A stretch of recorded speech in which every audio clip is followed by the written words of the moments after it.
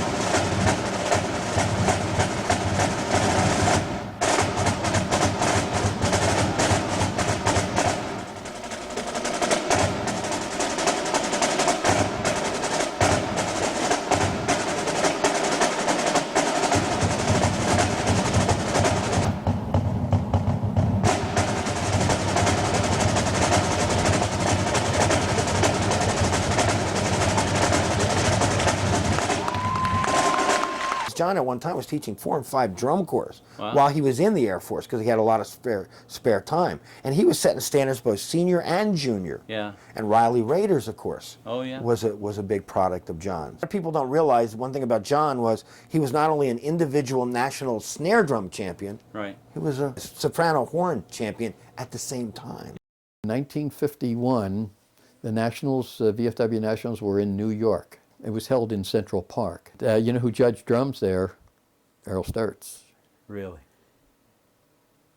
About an hour before that, I was way back in the woods in Central Park, and I was trying to warm up and get everything down, and I saw a guy leaning against a tree, and I was starting to get unnerved because I felt he must be a drummer the way he's looking at me. So I slowly walked over with a little original thing like, can I help you? And the guy said, I like what you're playing, but the drum judge isn't going to like it. And I didn't know what to think about that. He wasn't putting me down because he said he liked it. Yeah. And I went up and I played the solo that was a lot different than what other people played. And I found out later that the guy was Eric Perlew, which I thought, I never knew who he was before. When he said, I like, because he was kind of a progressive guy too. Probably one of the more traditional but progressive.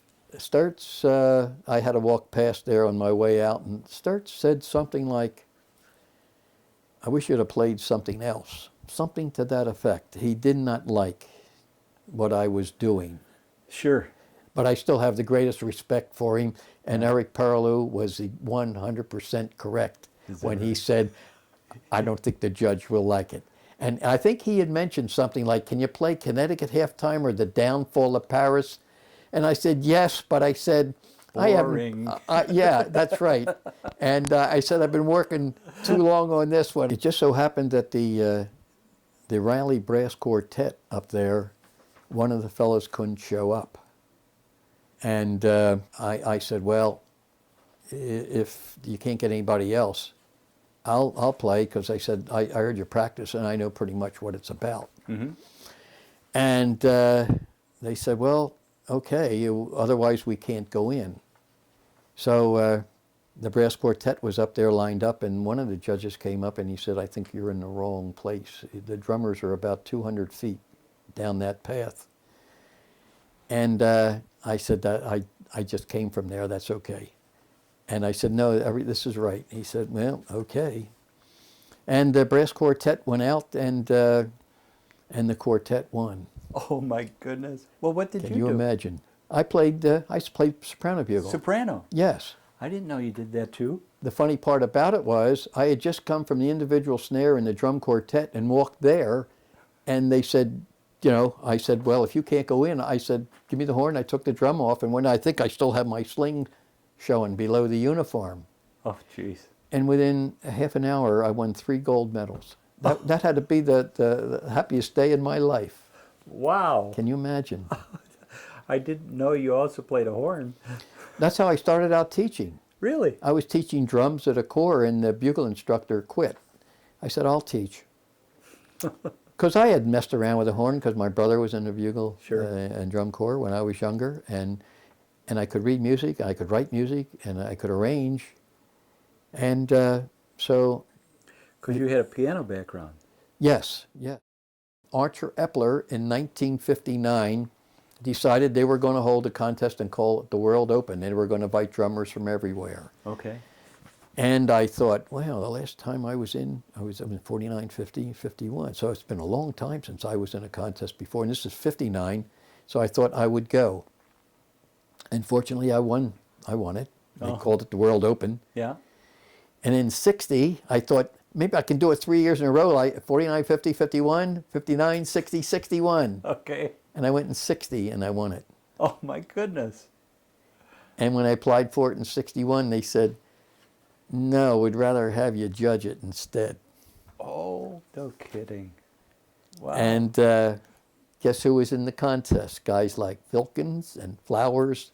I think they were all, Yeah. many of them were my students. And John Dowlan, who took me to the next level. Okay. I don't know if many people know it, or you may be talking with John, but he invented backsticking, Yeah. which was really amazing. Even to this day, when you turn on DCI, you'll Yeah. see it. You can't go to a band show, Right. you'll see it. We covered some conversation about backsticking, and we talked about how you created it. And I would like to hear that story one more time. So while I was practicing, I would just take the stick and keep turning it over this way to try to get my wrist flowing a little bit easier. Uh-huh. And after a few weeks, it started working, so I just kept at it until I got to a point where it became faster than my right hand. So I had to practice with the right hand in order to get it back up to the left hand again. Okay. So that's how it came about. It wasn't meant to do anything other than strengthening my wrist. Is that right? And that was it. That was So, it. I mean, as you did this as an exercise, how did it evolve into I'm going to do it while I'm playing? Because I just started to get faster, and then I started mixing it in with other rudiments, Okay. and there you have it. and there I have it.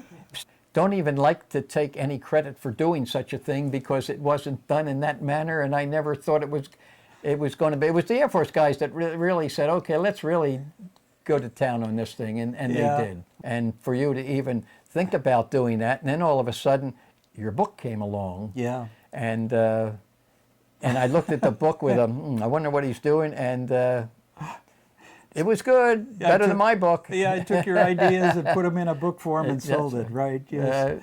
Well, I took a lot of things like that from my experiences of legit performing and incorporated Yes. into the Cavaliers, and that was part of the reason for much of our success in the 60s, is that we didn't do just the traditional stuff. We brought in That's right. tonality. and Yes. we brought in visual things. We used the backsticking. I even stole the old rudimental bass drummers. Oh, yes, there over you the go. Oh, head sure. routine. And Bobby Thompson and Blessed Sacrament had done it, and I said, we can do it. You know, we'll do more There of you it. go. We'll That's right. incorporate all those things. And of course, the more you did, the more the viewers Yeah. loved it. Enjoyed it. Sure. Yeah. That's right. And But the thing that used to bug me was when we would teach, there would be kids that would see it and think that's what drumming was. Yes. It was just Yes. this stuff.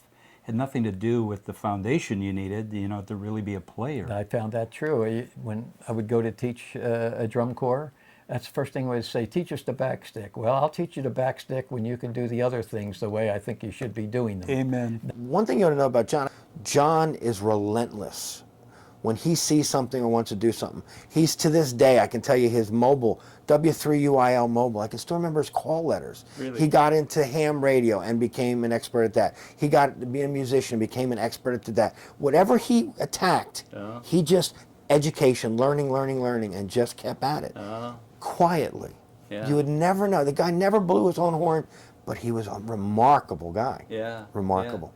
In 1958, I remember, I think I mentioned, we were out in Eden, Oklahoma at the Tri-State Music Festival, and that's when Remo had seen us. Remo. Remo, I'm sorry. Yeah. Remo had seen us. He said, I'm working on some drum heads that I think you might be interested in. They're made out of, I believe he said plastic. He said, I'll send you some heads. You can try them out. So at the end of each month, I'd ask each one of the guys what they thought of these kind of heads, and they would. Was this the Air Force Corps? This was the Air Force, yes. Okay. And then I would document all that, and I would send it to Remo. Okay. You were his testing field. Just pretty much so. And one time when he was in Philadelphia, I was teaching the Vasella Corps. Yeah.